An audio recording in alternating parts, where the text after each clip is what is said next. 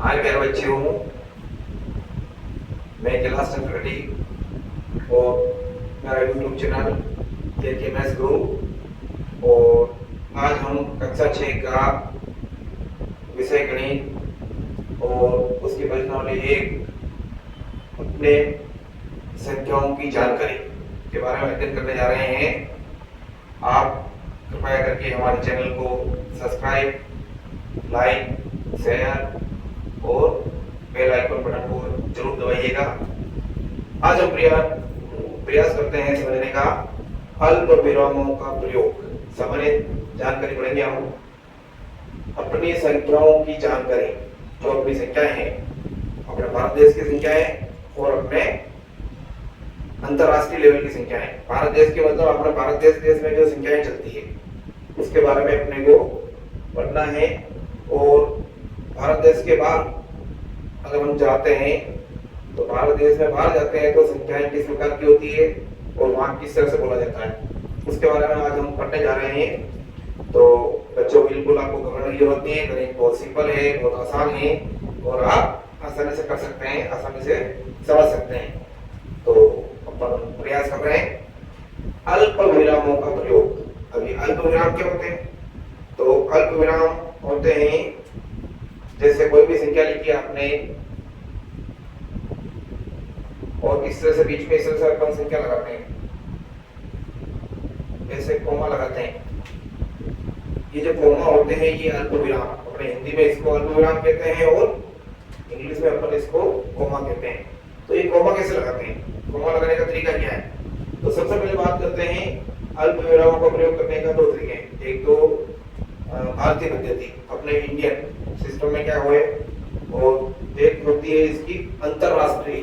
अंतरराष्ट्रीय मतलब भारत देश के बाहर पूरे विश्व में इसको ये जो अंक लिखे होते हैं इनको कैसे बोले जाते हैं। तो इसकी बात करेंगे तो अपने भारत देश में इसको बोलने का तरीका क्या है? भारत देश में अपन बोलते हैं इकाई, दहाई, सैकड़ा, हजार, 10,000। जैसे पढ़ेंगे हम इकाई, दहाई, सैकड़ा, हजार, 10,000, इस तरह से अपन चलते हैं। वंस, टेंस, 100, 1000, 10,000, लाख, इस तरह से अपन चलते हैं। अब बात करते हैं कि भाई इस तरह से संख्या लिखी हुई आ गई तो अपन इसको करेंगे कैसे? तो इसमें देखिए आप, ये इस तरह से एक संख्या लिखी हुई है। तो भारतीय पद्धति में संख्या लिखने का तरीका है कि प्रथम बार जब कोमा लगाएंगे अपन तो 3 संख्या एक साथ लेंगे। प्रथम बार जब कोमा लगाते हैं हम तो संख्या लिखी हुई है तो 3 अंक एक साथ लेंगे, यानी कि इकाई, दहाई, सैकड़ा। सैकड़े के बाद अपन जाके हजारवें अंक के वहां जाके कोमा लगाते हैं, यानी कि पहला विराम आएगा 3 अंकों के बाद। उसके बाद अगला जो विराम आएगा वो 2 अंकों के बाद। दाईं तरफ से बाईं तरफ अपन चल रहे हैं तो 3 अंकों के बाद पहला विराम आएगा, कोमा आएगा। उसके बाद 2 अंकों के बाद, 2 अंकों के बाद फिर एक अल्प विराम आएगा और उसके बाद फिर 2 अंकों के बाद एक अल्प विराम आएगा और उसके बाद इस तरह से ये चलते रहेंगे। अब इसको कैसे पढ़ेंगे? देखो ये संख्या लिखी हुई है इकाई, दहाई, सैकड़ा, तो ये 100 के बाद में आपके अल्प विराम लग गया। फिर सैकड़े से आगे स्टार्ट करेंगे तो 1000 और 10,000, 10,000 के बाद फिर अल्प विराम लगा। फिर 10,000 के बाद लाख और 10 लाख, 10 लाख के बाद फिर विराम लगा करोड़। तो ये जो संख्या है वो करोड़ से काउंट होगी। अभी कितनी करोड़ होगी तो काउंट करिए इधर से। ये हो गई, यहाँ से आए आप यहाँ तक तो ये हो गई 5 करोड़। कितनी हो गई? 5 करोड़। उसके बाद में आ जाएंगे आप तो ये आपके कहलाएंगे 8, और क्योंकि ये लाख है इसलिए 8 लाख आ जाएंगे। और उसके बाद में ये है आपका 1 तो 1,000, और ये हो जाएगा आपके 592, 592। इस प्रकार से हम इसको भारतीय पद्धति में लिखने का प्रयास करेंगे और आगे इधर देखेंगे अपन अंतरराष्ट्रीय पद्धति में किसी संख्या को। ये जो संख्या देखिए इसको अपन अंतरराष्ट्रीय पद्धति में कैसे बोलते हैं। तो देखिए इधर आप प्रयास करिएगा।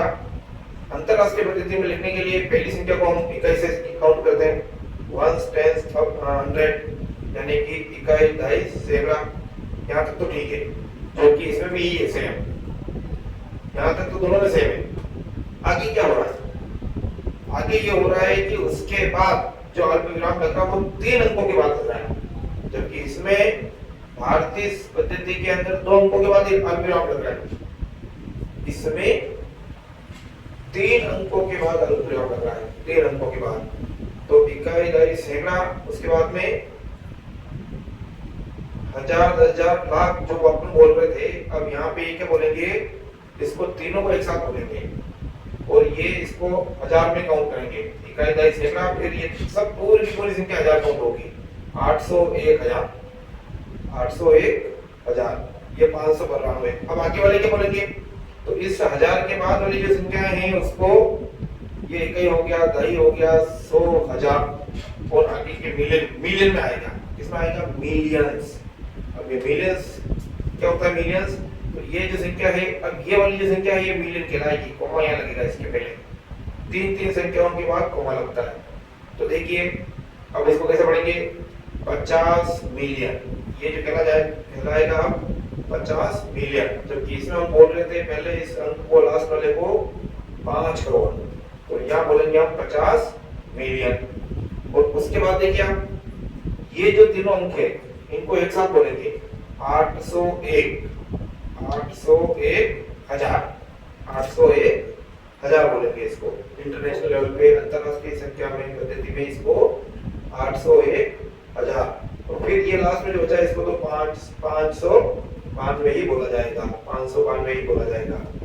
तो दोनों में डिफरेंस है कि भाई हर 3 संख्या के बाद दाईं तरफ से राइट से लेफ्ट की तरफ अपन चल रहे हैं, दाएं से बाएं तरफ चल रहे हैं। तो 3 अंकों के बाद ये इकाई, दहाई, सैकड़ा तो ठीक है, उसके बाद जो 3 अंक के बाद अल्पविराम लग रहा है, 3 अंक के बाद, और इधर भी लग रहा है 3 अंक के बाद, तो इसको बोलेंगे अपन 801 हजार। उसके बाद जो अंक है उसको बोलेंगे मिलियन। मिलियन में बोलते हैं इंटरनेशनल लेवल पे, अंतरराष्ट्रीय स्तर पे मिलियन बोलते हैं। जबकि इसी संख्या को अपन भारतीय पद्धति में क्या बोलते हैं? भारतीय पद्धति में अपन फर्स्ट में जो अल्पविराम लगाते हैं वो 3 अंकों के बाद लगाते हैं, और बाद में 2 अंकों के बाद अल्पविराम लगाते हैं। तो ये बात अगर समझ में आ गई होगी तो अपने प्रश्नावली 1.1 के सवाल करने में आसानी रहेगी। तो प्यारे बच्चों, चलिए अपन आगे चलते हैं प्रश्नावली 1.1 के ऊपर और देखते हैं कि आपको कितना समझ में आया है और प्रयास करते हैं। आ गए। अब वो सामान्य जानकारी पढ़ने के बाद अब प्रश्नावली अपन 1.1 पे आ गए हैं और 1.1 में कुछ प्रश्न देते हैं, रिक्त स्थानों को भरिए। तो पहला प्रश्न यही है आपके, रिक्त स्थानों को भरिए। अब रिक्त स्थानों को भरना ये बहुत आसान है, थोड़ा सा आपको संख्याओं की जानकारी होगी तो अपन इन रिक्त स्थानों को आसानी से भर सकते हैं। देखिए कैसे, पहले क्या लिखा हुआ है? 1 लाख और उसमें कितने हजार होते हैं? 10,000। 1 लाख में 10,000 होते हैं। तो कैसे होते हैं देखिए, अगर अपन लिखते हैं इकाई, दहाई, सैकड़ा, हजार, 10,000 और लाख, कितने हो गए? 1 लाख हो गए। अब 1 लाख हो गए तो ये प्रश्न अपने से पूछता जा रहा है 10,000 कितने हुए? तो 10,000 कितने हुए? ये आपके हो गए 1000, ये हो गए 10,000, ये 10,000 है। मान लीजिए 10,000 की आपके पास में एक गड्डी है रुपयों की, और 10,000 रुपयों की एक गड्डी है, तो अपने को अगर 1 लाख तक पहुंचना है तो 10,000 रुपए की एक गड्डी, फिर 10,000 रुपए की एक गड्डी और 10,000 रुपए की एक गड्डी, ऐसे ऐसे करते जाओगे तो 10, 20, 30, 40, 50, 60, 70, 80, 90, 100, कितने 10,000 आपको इकट्ठे करने पड़ेंगे तब जाके 1 लाख होंगे। तो 10,000 के आपको 10 गड्डियां इकट्ठी करनी पड़ेगी। कितनी गड्डी इकट्ठी करनी पड़ेगी? तो रिक्त स्थान में आ जाएगा 1 लाख में कितने हो जाएंगे? 10,000। ठीक है, समझ में आ रही बात? इस तरह से 10,000 रुपए इकट्ठे करोगे आप 10 बार तो इकट्ठे हो जाएंगे आपके पास 1 लाख रुपए। ठीक है, अब देखिए आगे चल रहे हैं अपन। इसी में अगला लिखा हुआ है 1 मिलियन। ये जो लैंग्वेज है, ये जो भाषा है, ये अंतरराष्ट्रीय भाषा है। और 1 मिलियन का मतलब हो गया कितने 100,000 होते हैं। तो ये भी बहुत सिंपल है, मिलियन होता कितना है? तो अंतरराष्ट्रीय पद्धति की भी बात की थी अपन ने, मिलियन कैसे आता है? इकाई, दहाई, सैकड़ा, फिर 3 संख्या के बाद ये लगता है ये हजार में काउंट होंगे, और उसके बाद जो आएगा वो मिलियन में आएगा। तो मान लीजिए यहाँ पे एक आया तो इकाई दहाई सैकड़ा, फिर ये भी इकाई दहाई सैकड़ा, और यहाँ भी अल्पविराम लगता है, यहाँ भी अल्पविराम लगता है, ये आता है। तो अब कितने 100,000 होंगे? 100,000। 100,000 तो आपके पास में कितने 100,000 हो जाएंगे? 100,000 के ये हो गए 100,000, इकाई दहाई सैकड़ा हजार हजार लाख। या अपने भारतीय भाषा में तो 1 लाख है, लेकिन ये 100,000 कहलाएंगे। कितने हजार कहलाएंगे? ये एक साथ पढ़ेंगे इसको तो 100,000। 100,000 है अंतरराष्ट्रीय भाषा में। अब ये 100,000 है तो ये तो मिलियन नहीं हो रहे, तो कितने होने चाहिए? तो आपको ऐसे करते करते 10 जोड़ने पड़ेंगे। 10 100 ये ऐसे आएंगे, 3 जीरो लगेंगे। कितने जीरो लगेंगे? 3 जीरो। तो देखिए इधर ये 3 जीरो है, उसके बाद में ये 100,000 का ये एक 100,000 हुआ, फिर अगला 100,000 होगा, फिर अगला 100,000 होगा, फिर अगला 100,000 होगा। 100,000 का मतलब अपने भारतीय भाषा में तो 1 लाख होते हैं, और ऐसे ऐसे करते जाओगे तो 10 100,000 इकट्ठे कर लेते हैं। 10 100,000 इकट्ठे कर लेते हैं तो आ जाएगा आपका 1 मिलियन। कितना आ जाएगा? 10 100,000 इकट्ठे करते ही आपका 1 मिलियन बनता है। अर्थात 1 मिलियन में 10 लाख होते हैं। कितने लाख होते हैं? ये देखो इसी में आगे एक मिनट लिखा हुआ है। 1 मिलियन में कितने लाख होते हैं? तो 1 मिलियन में होते हैं 10 लाख। 1 मिलियन में 10 लाख, और 1 लाख में होता है 100,000। 1 लाख में कितना होता है? 100,000। 100,000 ये आपका 1 लाख है। तो ऐसे आप 10 लाख तक जाओगे तो 10 लाख रुपए इकट्ठे हैं, इसका मतलब वो कहलाता है आपके 1 मिलियन। 10 लाख रुपए, कितने लाख रुपए? 10 लाख रुपए अगर आपके पास में है तो वो कहलाएगा आपका 1 मिलियन। अब मान लीजिए आपके पास में 10 लाख करते करते करते करते करते गए आप 10 बार। कितने बार गए? 10 लाख इकट्ठे कर लिया आपने, और वो 10 लाख इकट्ठे किए तो कितने? इकाई दहाई सैकड़ा हजार हजार लाख, और ये आपने इकट्ठे कर लिया अपने हिसाब से 10 लाख। तो 10 लाख अगर इकट्ठे करते करते जाते हो 10 बार, कितनी बार जाते हो? 10 बार जाते हो, तो आपके बन जाएंगे 1 करोड़ रुपए। अपनी भारतीय भाषा में उसे 1 करोड़ बोलेंगे, और अंतरराष्ट्रीय भाषा में हम उसे क्या बोलेंगे? 10 मिलियन। कितने बोलेंगे? 10 मिलियन। कैसे? 1 मिलियन में होते हैं 10 लाख, तो 10 लाख की 10 ढेरिया हो गई, 10 ढेरिया बड़ी हुई है 10 लाख की, यानी कि 10 मिलियन, और 10 मिलियन हो गए, इसका मतलब वो 1 करोड़ रुपए हो गए। अब देखिए 10 लाख रुपए कितना हुआ 1 करोड़ में? तो 1 मिलियन में 10 लाख हो रहे हैं, और 10 मिलियन में 1 करोड़ हो रहे हैं, और यहाँ पे भी 1 करोड़ लिखा है, लेकिन ये तो लाख में पहुंच रहा है। कितने लाख? 10 लाख आप कितनी बार इकट्ठे करोगे? 10 लाख रुपए अगर आपके पास इकट्ठे हो गए, कितनी बार इकट्ठे हो गए? 10 बार इकट्ठे हो गए, तो वो सब पैसे मिलके क्या कहलाएंगे? 1 करोड़ रुपए कहलाएंगे। तो 1 करोड़ को 2 तरीके से लिखते हैं। अपने भारतीय भाषा में तो बोलेंगे उसको 10 लाख है, 10 लाख इकट्ठे करते जाओगे 10 बार, और इंटरनेशनल अंतरराष्ट्रीय आपकी जो संख्या पद्धति है उसमें आप बोलेंगे इसको 10 मिलियन।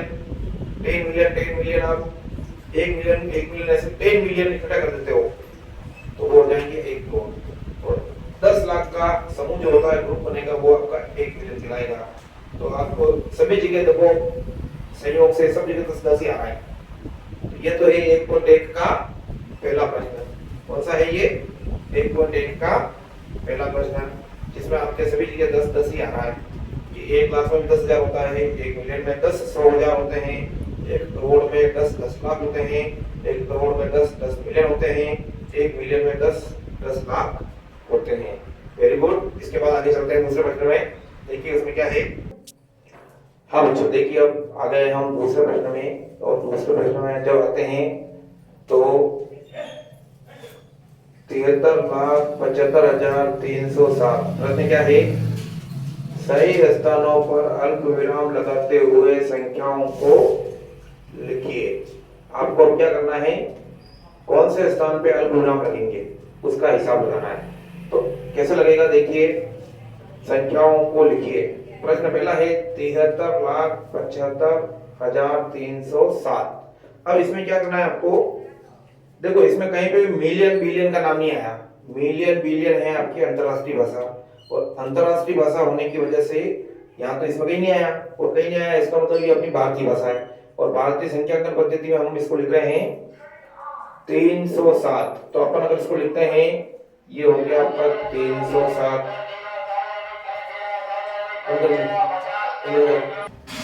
ओपन। हाँ, तो 73,75,307।